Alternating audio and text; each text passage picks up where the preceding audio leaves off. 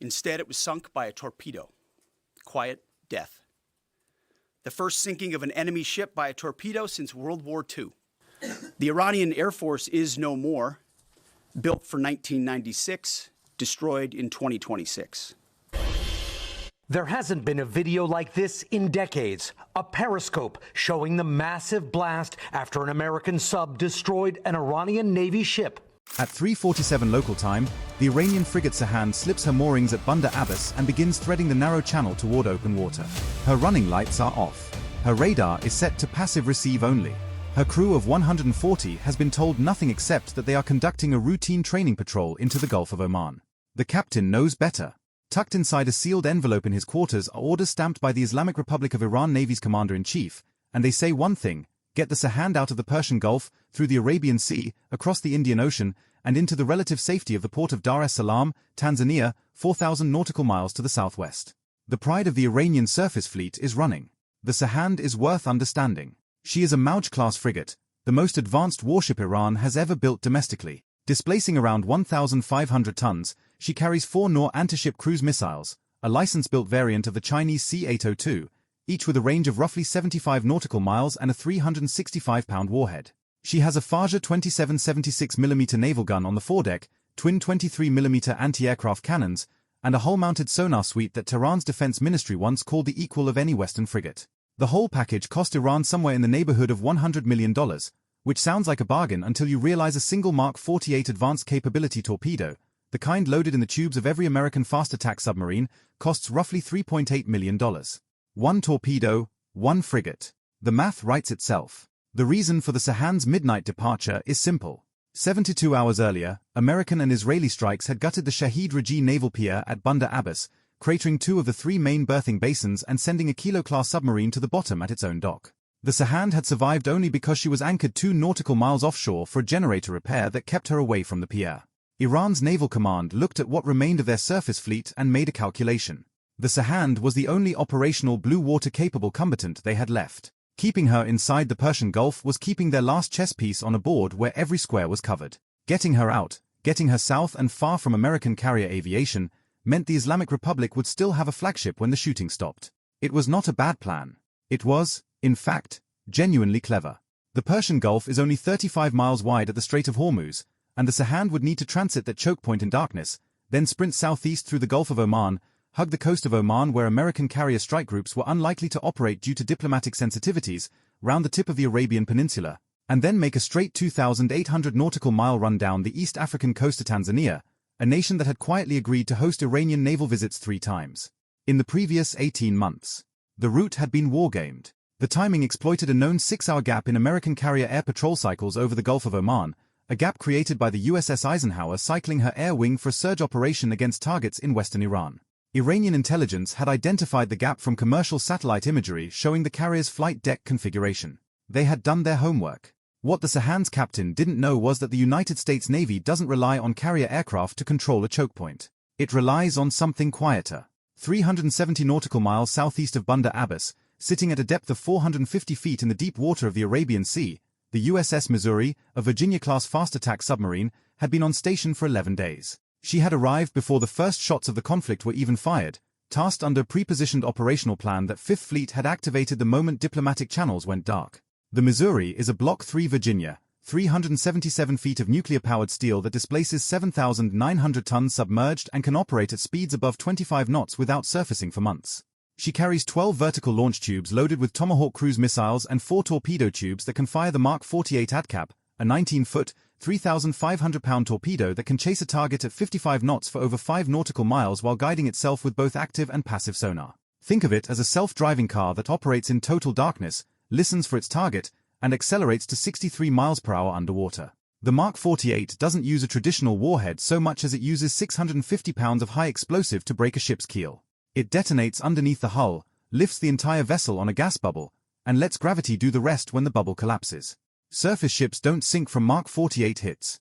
They break in half. The Missouri's crew of 132 have been tracking every vessel entering and leaving the Strait of Hormuz using her BYG-1 combat system, which fuses data from her own spherical bow sonar array, her wide-aperture flank arrays, and a thin-line towed array streaming 2,000 feet behind the submarine. The towed array is the key.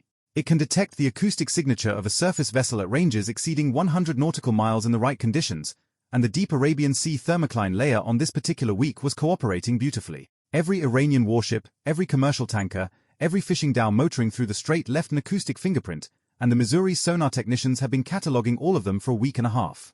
At 0411 local time, 24 minutes after the Sahand cleared Bandar Abbas harbor, a sonar technician aboard the Missouri flagged a new contact bearing 310, designating it Sierra 47. The acoustic signature matched a Mauj-class frigate, twin-man diesel engines turning at medium RPM, a distinctive four-blade fixed-pitch propeller cavitation pattern, and a hull-generated flow noise consistent with a vessel making 14 knots. The Sahand was not being quiet. She was being fast. Her captain had prioritized speed over stealth, betting that the 6-hour gap in air coverage was his window and that nothing below the surface could touch him.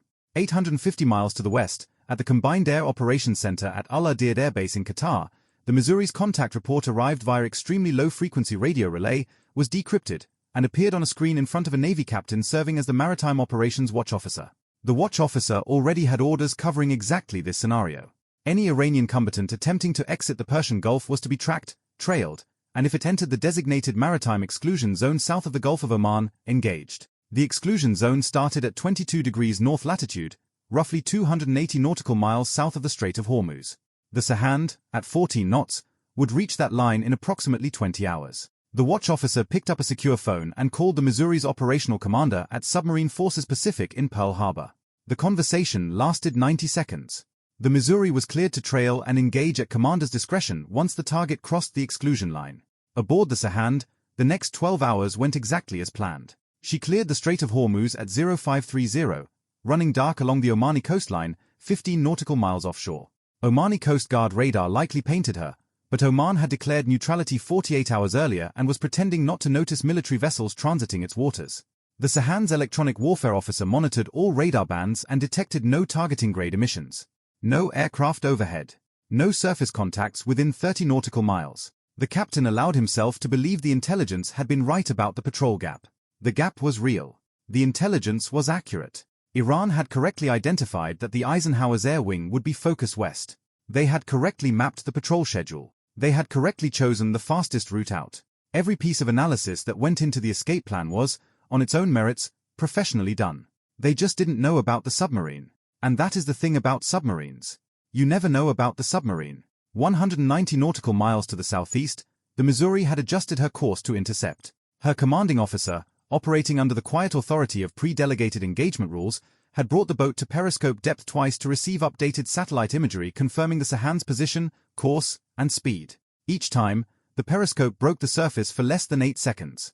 The Sahand's radar, had it been active, would not have detected the periscope exposure at that range. It was not active. The Missouri descended back to 400 feet and continued closing at 18 knots, a speed that kept her well within her acoustic stealth envelope while eating the distance between her and the target at roughly 21 miles per hour. By 1600 local time, the Sahand had cleared the Gulf of Oman and entered the open Arabian Sea, turning south-southwest toward the coast of Somalia. She was now 220 nautical miles south of the Omani coastline, deep in international waters. Her captain ordered her speed increased to 18 knots, the maximum her diesel engines could sustain without overheating the starboard reduction gearbox, which had been flagged for maintenance 2 months earlier. The faster speed meant louder machinery noise, louder propeller cavitation, and a wider acoustic footprint that propagated beautifully through the Arabian Sea's deep sound channel. Aboard the Missouri, the fire control team watched the contacts bearing rate change on their screens. Sierra 47 was now 38 nautical miles north-northwest, making 18 knots on a heading of 210. The submarine's captain ordered a course change to parallel the target, opening to a comfortable 20 nautical mile trailing distance. At this range, the towed array held the Sahand like a spotlight. Every change in engine RPM, every rudder correction, every hull pop and groan from the Iranian frigate was audible to the Missouri's sonar suite. The Sahand might as well have been towing a loudspeaker. Iran was about to learn that the most expensive ship in their fleet had been chaperoned by an American submarine since before it finished its first course change. At 1847 local time, the Sahand crossed 22 degrees north latitude.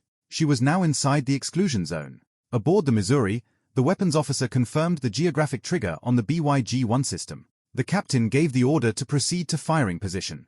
The Missouri accelerated to 22 knots and closed the range to 9 nautical miles, positioning herself on the Sahand's port quarter, the blind spot behind the frigate's propeller wash where the Iranian hull-mounted sonar had the least sensitivity. The approach took 34 minutes. The Sahand never altered course. Her sonar never went active. Her captain had no reason to suspect anything beneath him because his entire intelligence picture told him the threat was above, and the threat above was 850 miles away refueling aircraft. At 1923 local time, the Missouri's captain ordered tubes 1 and 2 made ready. 2 Mark 48 ADCAP torpedoes, each one 19 feet long and carrying 650 pounds of PBXN-105 high explosive, were flooded and equalized. The outer doors opened. The torpedoes sat in their tubes, connected to the submarine by thin guidance wires that would unspool behind them like fishing line, allowing the fire control team to steer them during the initial phase of their run. The captain ordered a final bearing check. The sonar team confirmed Sierra 47 bearing 348, range 8.7 nautical miles, speed 18 knots, course 210. No course change. No speed change. No indication of detection. At 1926 local time, tube 1 fired. The Mark 48 ejected from the torpedo tube on a pulse of compressed air, its auto-fuel engine igniting 3 seconds later, accelerating the weapon to 55 knots within 400 yards. The guidance wire trailed behind it, feeding real-time course corrections from the Missouri's fire control system. The torpedo ran at depth, 150 feet below the surface, invisible to any sensor the Sahand carried. Its active sonar remained off. It didn't need it yet. The fire control solution was precise enough to guide the weapon on wire alone for the first 7 nautical miles of the run. At 4 nautical miles from the target, the Missouri's weapons officer cut the wire and commanded the torpedo to activate its own onboard sonar. The Mark 48's transducer lit up, pinging the water ahead with focused acoustic energy, and immediately acquired the Sahand's hull return. The torpedo adjusted course by 2 degrees, angled upward slightly to pass beneath the keel, and accelerated to terminal attack speed. Aboard the Sahand, the sonar operator heard it. A single, sharp, rising frequency ping that meant only one thing. He shouted the alarm. The captain ordered an emergency turn to starboard and flank speed. The helmsman threw the wheel over. The engineering crew slammed the throttles forward. The diesel engine screamed. None of it mattered. The Mark 48 was 1,900 yards away and closing at 63 miles per hour. The Sahand needed 45 seconds to even begin her turn. The torpedo needed 33 seconds to cover the remaining distance. At 1931 local time, the Mark 48 detonated 15 feet beneath the Sahand's keel, slightly aft of amidships. The 650-pound warhead created a gas bubble that expanded upward with a force exceeding 10,000 pounds per square inch, lifting the 1,500-ton frigate's midsection out of the water while the bow and stern remained unsupported. The keel fractured. The hull buckled inward along a 40-foot section. Seawater flooded the engine room and the aft auxiliary compartment simultaneously. The Sahand's back broke. The second torpedo, fired from Tube 2 at 1927 as a planned redundancy, arrived 90 seconds later. By then the Sahand was already listing 35 degrees to port, her stern section nearly submerged, her bow rising as the aft compartments flooded. The second Mark 48 struck the forward hull section, detonating beneath the weapons magazine. The secondary explosion from the Nor missile propellant was visible on the surface as a white flash that lasted 4 seconds. The Sahand sank in 7 minutes. Her 2 halves settled on the Arabian Sea floor at a depth of 11,200 feet. Of her 140 crew, 86 made it into the water. Iranian search and rescue would not arrive for 14 hours. An Omani Coast Guard vessel, monitoring distress frequencies, reached the area in 6 hours and recovered 71 survivors. 15 sailors died of injuries and exposure before rescue arrived. 2,200 nautical miles to the northwest, at Iranian naval headquarters in Tehran, the Sahand's last automated position report had placed her safely south of the Gulf of Oman, exactly on her planned track. When the position update stopped, the operations center assumed a communications equipment failure. It took 3 hours before someone considered the alternative. It took another 2 hours before Iranian intelligence intercepted an unencrypted Omani Coast Guard radio transmission referencing survivors in the water and Iranian naval uniforms. The Sahand, the ship Iran built to prove it could project power beyond the Persian Gulf, the most expensive surface combatant in the Islamic Republic's inventory, the vessel that was supposed to survive the war by outrunning it, had been killed by a single submarine that had been waiting in the deep water before the war even started. Iran spent $100 million building the Sahand. The 2 torpedoes that destroyed her cost $7.6 million combined. The submarine that fired them was already on station, already listening, already tracking the escape route before anyone in Tehran finished drawing it on a chart. The Missouri descended to 600 feet, reloaded tubes 1 and 2 from her internal weapons magazine, and resumed her patrol track. Her crew ate dinner. The sonar watch rotated. The submarine continued south for 48 hours, then turned west toward her next assigned station. Iran had planned the Sahand's escape for 4,000 nautical miles. She made it 280. Somewhere in Groton, Connecticut, the next Virginia-class submarine was 60% complete on the assembly line. Its price tag was $3.4 billion. After the Sahand, nobody on the Senate Armed Services Committee was going to ask whether that was worth it. If you enjoyed this video, check out our other video on how Iran lost its entire Kilo submarine fleet in 72 hours. Bye for now.